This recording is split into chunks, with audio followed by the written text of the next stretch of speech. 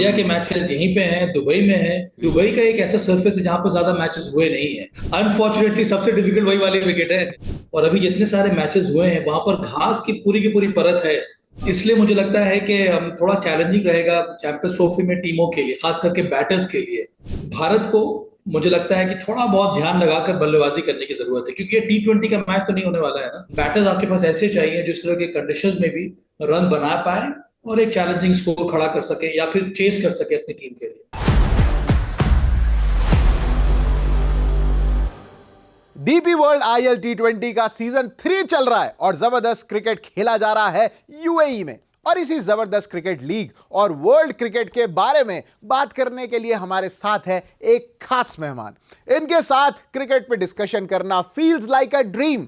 मेरे साथ है former Indian cricketer, former Indian selector, Indian cricket commentator और हमारे क्रिकेट के सुपर गुरु mister Saba Karim.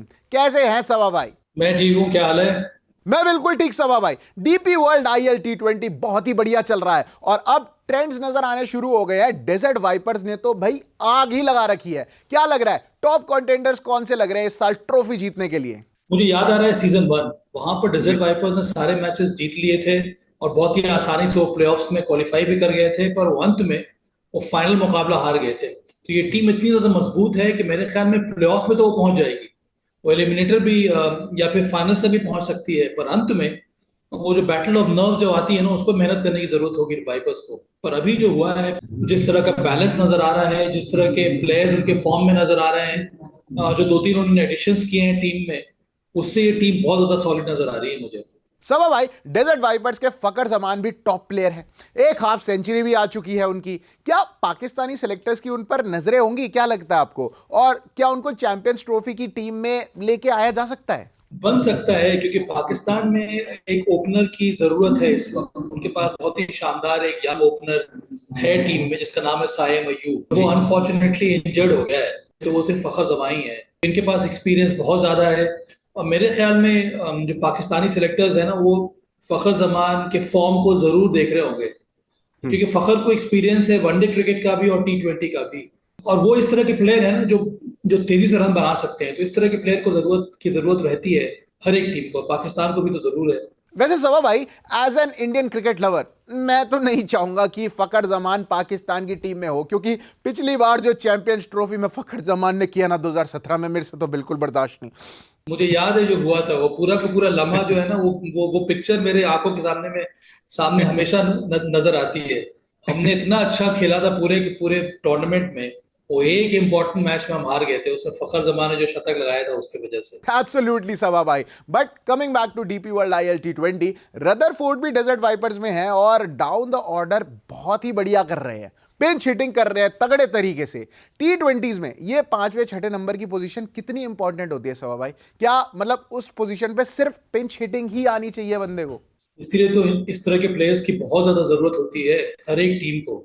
T20 format में जब एक कोच अपनी स्ट्रैटेजी बनाता है ना, तो उसमें सबसे पहला नंबर वो ढूंढता है कि 5 या 6 पर कौन ऐसा बैटर है जो उसको पावर दे सकता है, कौन ऐसा बैटर है जो 170-200 के स्ट्राइक रेट के साथ रन बना सकता है।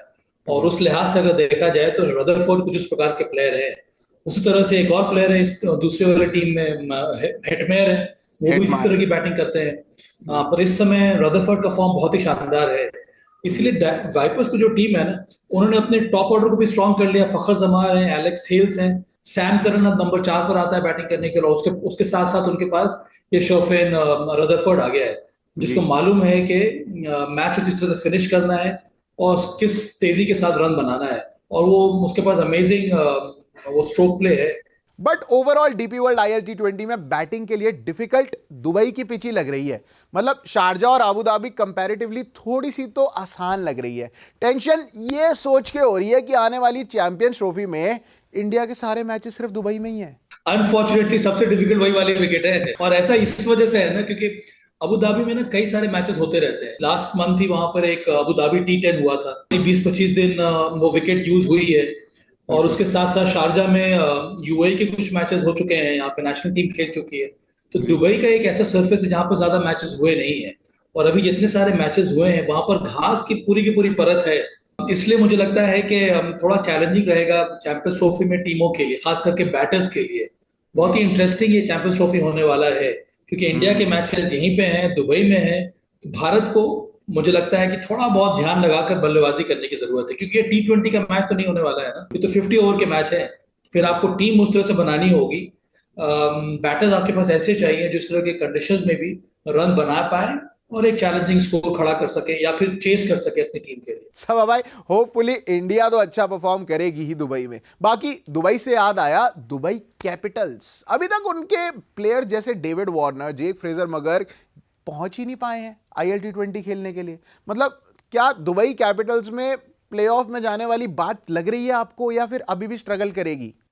देखिए, टीम जो है ना अपने प्लेयर्स के हिसाब से स्ट्रैटेजी बनाती है। वही कैपिटल्स के बारे में आपने सही कहा, उनके पास डेविड वार्नर नहीं है, जेक फ्रेजर मैकगर कभी अवेलेबल नहीं है, सब ऑस्ट्रेलिया में खेल रहे हैं बिग बैश लीग में। तो इस वक्त कोशिश ये करनी होगी ना कि आप कम से कम कंटेंशन में बने रहें प्लेऑफ्स में क्वालिफाई करने के लिए।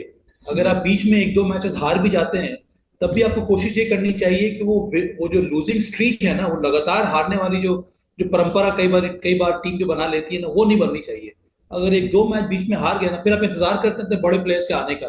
तो मुझे लगता है कि दुबई कैपिटल्स की टीम इस समय वो बैलेंस नजर नहीं आ रहा है, पर कम से कम वो अभी भी कंटेंशन में बने हुए हैं, अपने आप को बरकरार रखा है। एक मैच अगर वो और भी जीत लेंगे ना, फिर अगर वो इंतजार करेंगे बड़े प्लेयर्स का आने का, तो फिर उनको फायदा बहुत ज्यादा होने वाला है।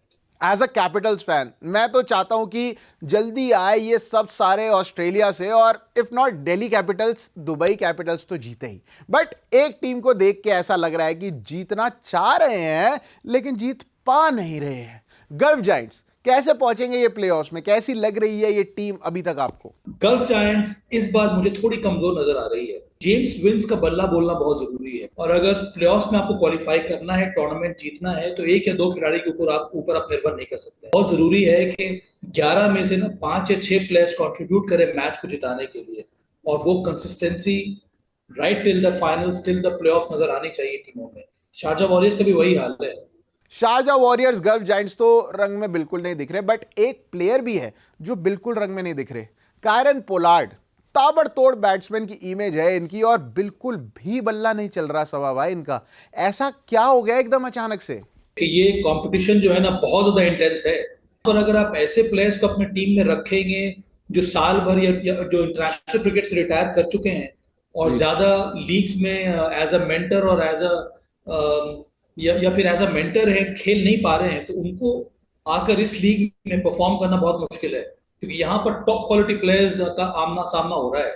तो अगर आप फॉर्म में नहीं है, अगर आप इंटरनेशनल क्रिकेट से रिटायर कर चुके हैं, साथ साथ अन्य जो लीग्स होती हैं ऑल ओवर द वर्ल्ड, उसमें आप खेल रहे हैं, परफॉर्म उतना अच्छा नहीं है, तो यहाँ पर आकर अगर आप फॉर्म को वापस टटोलेंगे ना, तब तक बहुत देर हो जाएगी। एब्सोल्युटली सबा भाई, थैंक यू सो मच, आपने इतना टाइम दिया हमको। मैंने बहुत ज्यादा टाइम तो नहीं ले लिया ना आपका? Not a problem, thank you so much. ये थे हमारे क्रिकेट के सुपर गुरु सबा करीम, जो बस बता रहे थे कि कितना खास है डीपी वर्ल्ड ILT20 टूर्नामेंट। बाकी ILT20 आप देख सकते हो जी नेटवर्क के सभी चैनल्स पर और Z5 की ऐप पर भी। इसके अलावा डीपी वर्ल्ड ILT20 के एक्सक्लूसिव कंटेंट को देखना है तो आपको वही करना है जो फॉर्मर इंडियन क्रिकेटर और कमेंटेटर सबा करीम आपसे करने के लिए कह रहे हैं। सभी दर्शकों के लिए प्लीज सब्सक्राइब टू स्विच। मैं हूं प्रशांत कपूर और आप देख रहे हो जी स्विच, और हाँ, देखते रहिए डीपी वर्ल्ड ILT20।